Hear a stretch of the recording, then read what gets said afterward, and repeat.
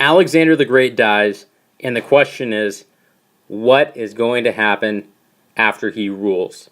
And that's the topic of today. Who or what systems will be in place that are going to control his kingdom that he establishes? And Alexander's importance extends beyond the individual. As an individual, he accomplished many, many important things. But Alexander's true influence involved the spreading of Greek culture around the world. So today we're going to talk about how that worked, and then we'll also talk about, basically we're going to be checking in on the Jewish population and see their conflicts that they come into with their Greek rulers. Now the Hellenistic world, the word Hellas, like we talked about before, or Hellenic, refers to Greek. So it's the Greek word world, and the Greek age is called the Hellenistic age.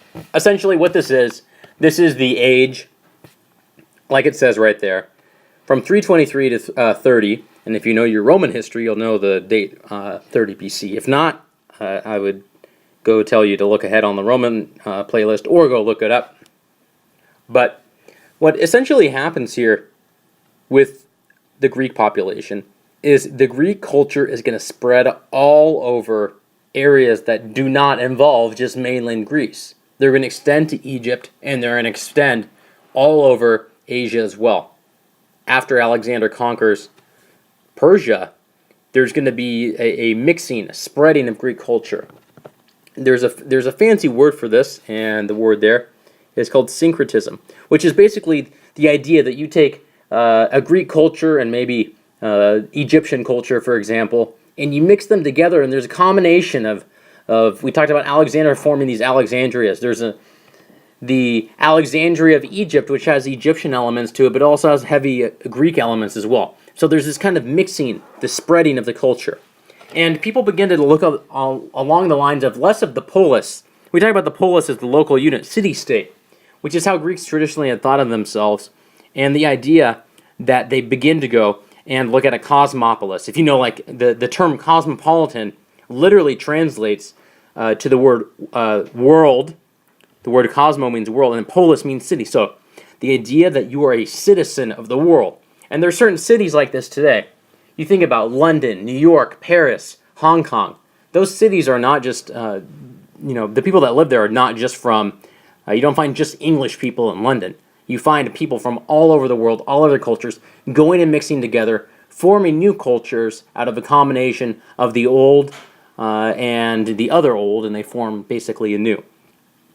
Now, I'll give you a second to pause on the cartoon here. If you don't get it, you're a loser. Just kidding. But Arnold the Average, hopefully you get a little chuckle out of that. Now, you need to know the three different kingdoms that Alexander, his empire, breaks into. You got to know them. They're the Antigonids, the Ptolemies, and the Seleucids. And you need to know the different regions. Essentially, what happens is this. Alexander goes, and he has some mighty big shoes to fill, like we talked about.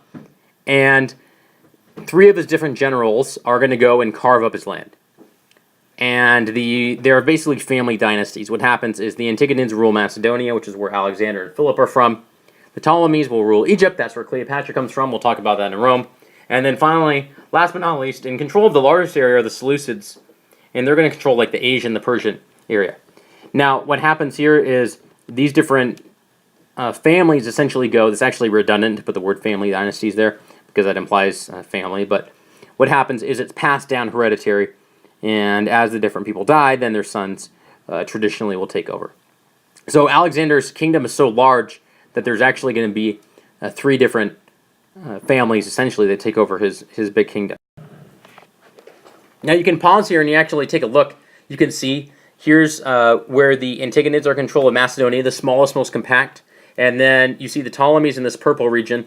They have Egypt, that's where Cleopatra comes from. And then look at this big old Seleucid area. Huge, right? Huge area, and you have a lot of other issues to deal with as well. Now moving on to the Jewish history portion. Now in each unit, what you're going to see is we take a look at the Jewish population, starting with Unit 2. And we talked about their history, their stories, we talked about the patriarchs, Abraham, Moses, all that fun stuff.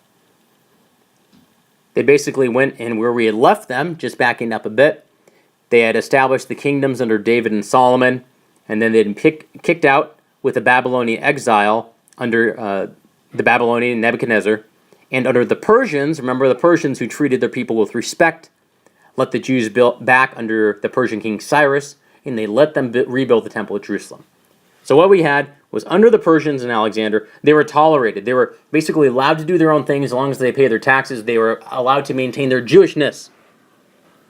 Now what happened that between the two kingdoms, the Seleucids and the Ptolemies, they actually were fighting over who should rule the region of Israel. Who's in charge of these people? What do you do with them?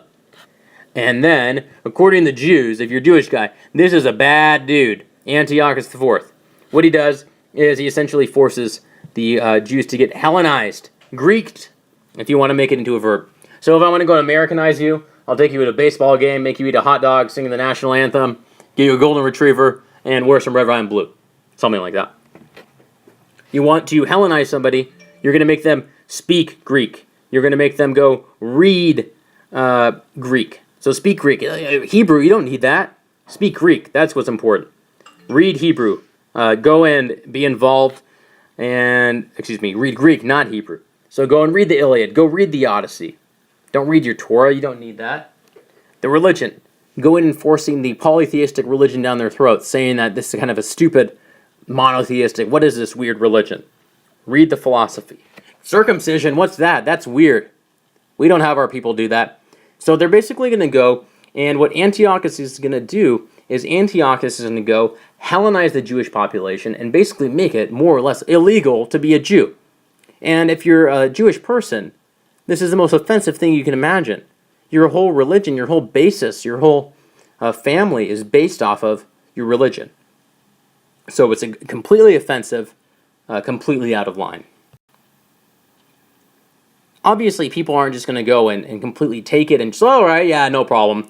Jewish, we're not Jewish anymore, right? Whatever. And these people are, there's a rise of a movement which is basically called Hasidism. And the word Hasidic or Hasidism translates to the pious ones. The word pious, you might want to write down, means holy or religious. They did not agree with going, and they saw people who were Jewish and just went along with it as sellouts. The word Gentile, they didn't see these negotiations. A Gentile is a non-Jew. It's the way you could think of it. Sorry, I'm writing with my finger. But a Gentile is a non-Jew. So basically the Greeks.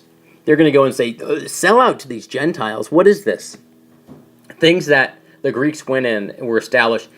They said, Sabbath, you're lazy one day a week. You can't do that. They're going to go in the temple of Jerusalem, the second temple. They're going to bring prostitutes into the temple. Okay, ridiculous. The most uncleanly animal that you could have, pigs, are going to be sacrificed in the temple. They're going to put in the temple, a statue of Zeus. If you cannot see that this is a slap in the face, you need to read your Jewish history, because it definitely is. However, there is going to be a family that is going to fight back. This family is called the Maccabees. There's a guy, his name is Mattathias, and he and his sons are going to lead an armed, we're talking a military revolt against the Jewish oppressors. And this is led by Judas Maccabee, Judas the Hammer Maccabee. So essentially, what happens is this. The Maccabees are going to go and fight against the Greeks. A lot of people are going to die on both sides. And amazingly, they're going to defeat Antiochus in 165 BC. Kick them out, which is pretty crazy. Now the temple, which had the prostitutes and the statue of Zeus and the pigs, need to be cleaned out. And it got rededicated. Hence the holiday of Hanukkah. You can spell it a bunch of different ways. You'll see, because we're translating Hebrew to Roman letters. There's a bit of a problem there. The word Hanukkah literally means dedication. What Hanukkah does is it's a festival commemorating the Seleucids being defeated. And there is this story, and I'll explain it here. You probably heard it before. Essentially what happened was that at the festival of Hanukkah, they had to go relight the menorah, the big old candle in the temple. And the oil was only supposed to last for one night, but miraculously it lasted for 8 nights, which is a sign that God was behind going and having the temple. Now, that's part of the story. But most people actually don't realize the history of the story of Hanukkah, involving defeating the Seleucids, the Greek oppressors, and the importance of fighting Hellenism and going and standing up for their Jewishness. It doesn't just have to do with the menorah. It's missing the point of the story. It's like saying the Christmas story revolves around the three wise men. Like, yes, it's part of the story, but you're really missing a lot of the larger picture.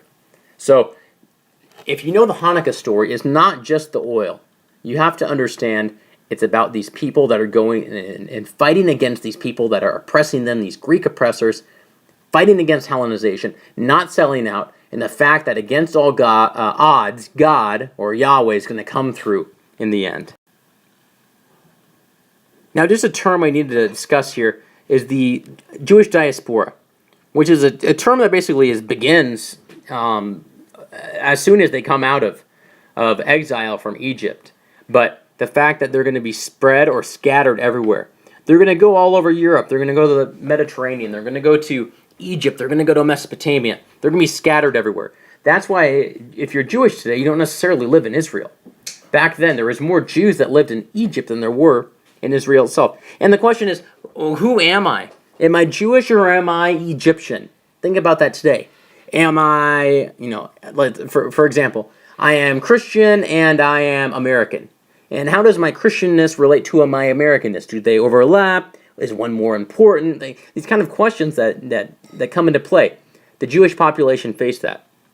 In addition, you go and you have people maybe that don't even speak Hebrew, and they translate the Hebrew text in what's called the Septuagint. If you know the root sept means 7, okay? And that root is going to be seen where the word 70 translated. What happened was the Jewish scripture got translated into Koine, which is the Greek of the day. It got translated from Hebrew into Greek, so people could actually read the Hebrew Bible. Pretty crazy stuff. So what we talked about here today was essentially what happened after Alexander and the three kingdoms that got split up. In Greek culture, and your textbook does a great job talking about all this Greek culture that spread throughout the world. We also talked about the Jewish population and how they responded to this Seleucid influence of trying to shove all this Greekness down their throat, and the fact that they defeated him or them, and this caused the holiday of Hanukkah.